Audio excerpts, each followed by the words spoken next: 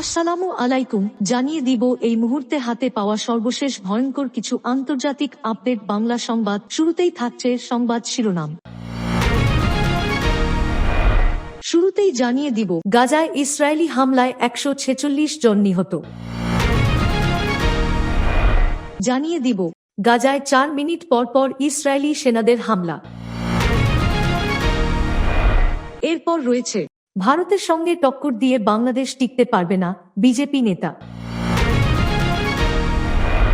সর্বশেষ থাকছে, 12 ঘন্টায় 115 ফিলিস্তিনিকে হত্যা করেছে ইসরায়েল। এতক্ষণ শুনছিলেন সংবাদ শিরোনাম, এবার বিস্তারিত। প্রিয় দর্শক, আপনি যদি এই চ্যানেলে নতুন হয়ে থাকেন, ভিডিওটি দেখতে দেখতে চ্যানেলটি সাবস্ক্রাইব করে আমাদের সাথেই থাকুন। গাজায় ইসরায়েলি হামলায় 146 জন নিহত। গাজা উপত্যকায় ইসরায়েলের টানা হামলায় প্রাণহানি বেড়েই চলেছে। গত 24 ঘন্টায় নতুন করে ইসরায়েলি বিমান হামলায় অন্তত 146 জন ফিলিস্তিনি নিহত হয়েছেন। আহত হয়েছেন আরও 459 জন। উত্তর গাজার ইন্দোনেশিয়ান হাসপাতালের পরিচালক মারওয়ান আল সুলতান জানান, মধ্যরাত থেকে আমরা 58 জন শহীদের মরদেহ পেয়েছি। বহু মানুষ ধ্বংসস্তূপের নিচে আটকে আছেন। হাসপাতালের ভেতরের পরিস্থিতি ভয়াবহ। এই ভয়াবহ পরিস্থিতিতে জাতিসংঘ মহাসচিব আন্তোনিও গুতেরেস গাজায় অবিলম্বে এবং স্থায়ী যুদ্ধবিরতির আহ্বান জানিয়েছেন। তিনি বলেছেন, আমাদের এখনই স্থায়ী যুদ্ধবিরতি দরকার। আমি গভীরভাবে উদ্বিগ্ন, কারণ ইসরায়েল তার সামরিক অভিযান আরও বাড়ানোর পরিকল্পনা করছে। অন্যদিকে গাজায় মানবিক সংকটও চরমে উঠেছে। রেড ক্রিসেন্ট ইসরায়েলের প্রতি আহ্বান জানিয়েছে যেন গাজায় মানবিক সহায়তা পৌঁছানোর জন্য সীমান্ত ক্রসিং খুলে দেওয়া হয়। সংস্থাটি জানিয়েছে, গাজার মানুষ এখন ক্ষুধার্ত এবং যন্ত্রণাদায়ক অবস্থায় দিন কাটাচ্ছে। এদিকে আজ বাগদাদে শুরু হওয়া আরব লীগের বার্ষিক সম্মেলনে মুখ্য আলোচনা হয়ে উঠেছে গাজায় চলমান গণহত্যা। 34তম আরব শীর্ষ সম্মেলনের উদ্বোধনী ভাষণে ইরাকের প্রধানমন্ত্রী মোহাম্মদ শিয়া আল সুদানি বলেন, এই গণহত্যার মতো কদর্যতা ইতিহাসে আর দেখা যায়নি। গাজার পুনর্গঠনের জন্য প্রস্তাবিত আরব তহবিলে $20 মিলিয়ন দেওয়ার প্রতিশ্রুতি দিয়েছেন সুদানি। গাজার স্বাস্থ্য মন্ত্রণালয়ের তথ্য অনুযায়ী এখন পর্যন্ত ইসরায়েলের চলমান হামলায় অন্তত 53,272 জন ফিলিস্তিনি নিহত হয়েছেন এবং আহতের সংখ্যা 1,20,076 ছাড়িয়ে গেছে। গাজার সরকারি মিডিয়া অফিস বলেছে, প্রকৃত মৃতের সংখ্যা আরও বেশি, 61,700 জনেরও বেশি, কারণ অনেকেই এখনো ধ্বংসস্তূপের নিচে চাপা পড়ে আছেন এবং তাদের বেঁচে থাকার সম্ভাবনা নেই বলেই মনে করা হচ্ছে। তথ্যসূত্র আল জাজিরা। গাজায় 4 মিনিট পর পর ইসরায়েলি সেনাদের হামলা। 24 ঘন্টায় 146 ফিলিস্তিনি নিহত। 10 লাখ ফিলিস্তিনিকে লিবিয়ায় পুনর্বাসনের পরিকল্পনা যুক্তরাষ্ট্রের। গাজায় হামাসকে পরাজিত করা এবং সেখানে থাকা ইসরায়েলি বাকি জিম্মিদের মুক্ত করতে বড় ধরনের সামরিক অভিযান শুরু করেছে ইসরায়েলি সেনাবাহিনী। প্রতি 4 মিনিট পর পর একবার করে হামলা চালিয়েছে দখলদার বাহিনী। হামলায় একদিনেই 146 জন ফিলিস্তিনি নিহত হয়েছেন।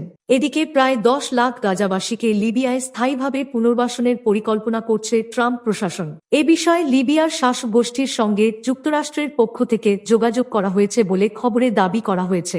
বিবিসির এক খবরে বলা হয়েছে, ইসরায়েলি প্রতিরক্ষা বাহিনী বা আইডিএফ তাদের হিব্রু ভাষার পরিচালিত এক্স অ্যাকাউন্টে এক পোস্টে জানিয়েছে, তারা অপারেশন গিডিয়ন্স চ্যারিয়টস নামে একটি সামরিক অভিযান শুরু করছে, যার লক্ষ্য গাজার কৌশলগত এলাকার দখল নেওয়া। গাজায় হামাস নিয়ন্ত্রিত স্বাস্থ্য মন্ত্রণালয়ের কর্মকর্তারা জানিয়েছেন, গত বৃহস্পতিবার থেকে ইসরায়েলি হামলায় প্রায় 250 জন নিহত হয়েছেন। এক্স অ্যাকাউন্টে দেওয়া পোস্টে ইসরায়েলি বাহিনী বলেছে, যতক্ষণ পর্যন্ত হামাস হুমকি না হয়ে ওঠে এবং তাদের কাছে থাকা সব জিম্মি মুক্ত না হয় ততক্ষণ পর্যন্ত আমরা অভিযান বন্ধ করব না। তারা জানায়, গত 24 ঘন্টায় গাজা উপত্যকায় 150টিরও বেশি সন্ত্রাসী লক্ষ্যবস্তুতে হামলা চালানো হয়েছে। খবরে বলা হয়েছে, গাজায় পুনরায় যুদ্ধবিরতি আলোচনা শুরু করতে এবং অবরোধ প্রত্যাহারে আন্তর্জাতিক চাপ বাড়ার পরও ইসরায়েল হামলা আরও বাড়িয়েছে এবং সীমান্তে সাঁজোয়া বাহিনীও মোতায়েন করেছে। এরপরেই এই অভিযান শুরু হওয়া মানে এতদিনের সকল কূটনৈতিক প্রচেষ্টা ব্যর্থ হয়েছে।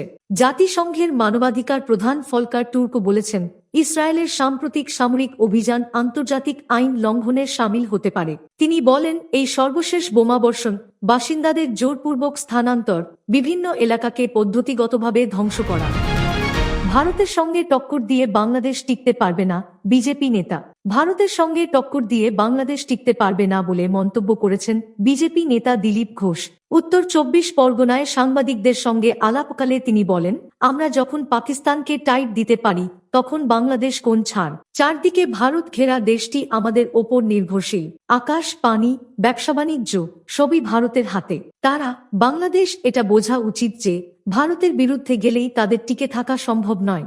ভারতের বাণিজ্য ও শিল্প মন্ত্রণালয় বাংলাদেশের ওপর কয়েকটি পণ্যের আমদানি সংক্রান্ত বন্দর নিষেধাজ্ঞা আরোপ করেছে।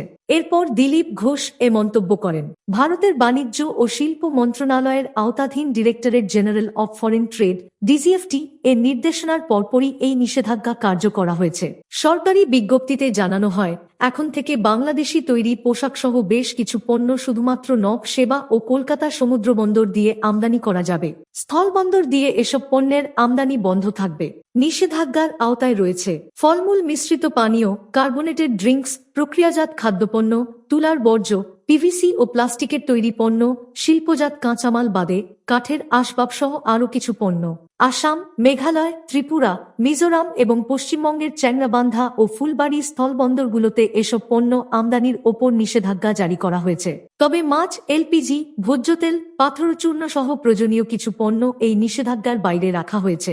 বাংলাদেশ থেকে ভারত হয়ে নেপাল ও ভুটানে রপ্তানির ক্ষেত্রেও এই নিষেধাজ্ঞা প্রযোজ্য নয়। ভারতের বাণিজ্যিকে পদক্ষেপ এমন এক সময় এলো যখন চীনে এক ভাষণে বাংলাদেশের অন্তর্বর্তী প্রধান উপদেষ্টা মুহাম্মদ ইউনুস ভারতের উত্তর পূর্বাঞ্চলীয় রাজ্যগুলোর 7 সিস্টার্স নিয়ে মন্তব্য করেন। তিনি ওই অঞ্চলকে সমুদ্রবিচ্ছিন্ন এলাকা হিসেবে উল্লেখ করেন, যা ভারতের পররাষ্ট্র মহলে সংবেদনশীল প্রতিক্রিয়া সৃষ্টি করে। এ বক্তব্যকে ভারতের পক্ষ থেকে সংযোগ ও সার্বভৌমত্বের প্রশ্নে চ্যালেঞ্জ হিসেবে দেখা হচ্ছে।